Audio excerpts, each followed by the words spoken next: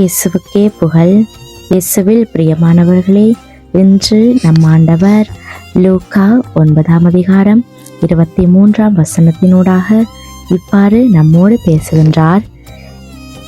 என்னை பின்பற்ற விரும்பும் அவரும் தன்னலம் துறந்து தம் சிலுவையை நாள்தோறும் தூக்கிக் கொண்டு என்னை பின்பற்றட்டும்.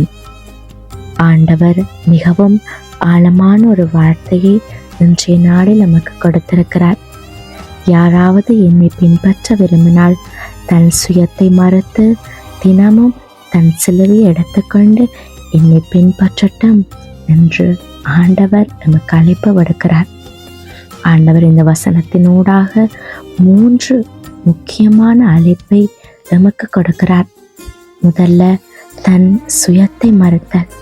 இது நம்மை தாழ்த்தி கொள்வது அல்ல, ஆனால் என் விருப்பம் அல்ல, ஆண்டவரே உன் சித்தமே நடக்கட்டும் என்று சொல்லும் மனம். அடுத்தது, தினமும் சிலுவையை எடுத்துக்கொள்வது. சிலுவை என்பது கஷ்டம், தியாகம், பொறுமையை குறைக்கும். ஒவ்வொரு நாளும் நமக்கு சோதனைகள் வரும். அப்போது ஆண்டவர்கிட்ட அதுக்கு எதிராக முறையிடாமல் நம்பிக்கையுடன் நிற்பது தான் சிலுவையை எடுத்துக்கொள்வது. இறுதியாக அவரை பின்பற்றுதல். வார்த்தையில் மட்டும் நான் ஆண்டவருடைய பிள்ளை, நான் தூய்மையான கிறிஸ்தவர் என்று சொல்லுவது போதாது.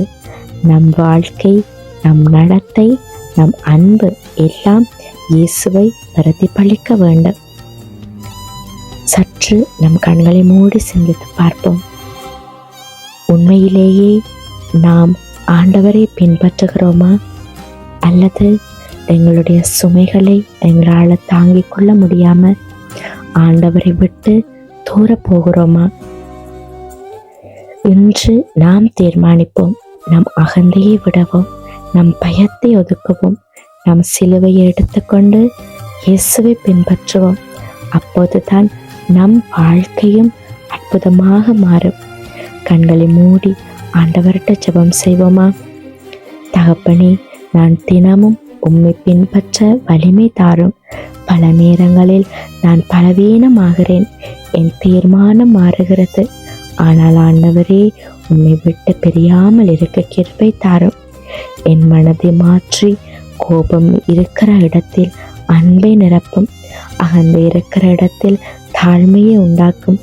சந்தோஷம் இருக்கிற இடத்தில் விசுவாசத்தை வளர்க்க பண்ணும். உமக்கு பிடித்த வாழ்க்கையை நடத்த உதவி செய்யும். என் வார்த்தைகளிலும் என் செயல்களிலும் உம்மை மகிமைப்படுத்தும் வாழ்க்கை வாழ எனக்கு வலிமை தாரும்.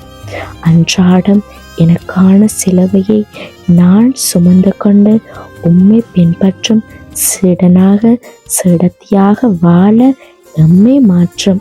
என்னுடைய சுமைகளை அடுத்தவர் மீது சுமத்தாமல் உமது வார்த்தைக்கு ஏற்றபடி நாங்கள் எங்களுடைய வாழ்க்கையை வாழ நமக்கு தேவையான தூய ஆவியின் ஞானத்தையும் வரத்தையும் நிறைவாக கொடும்.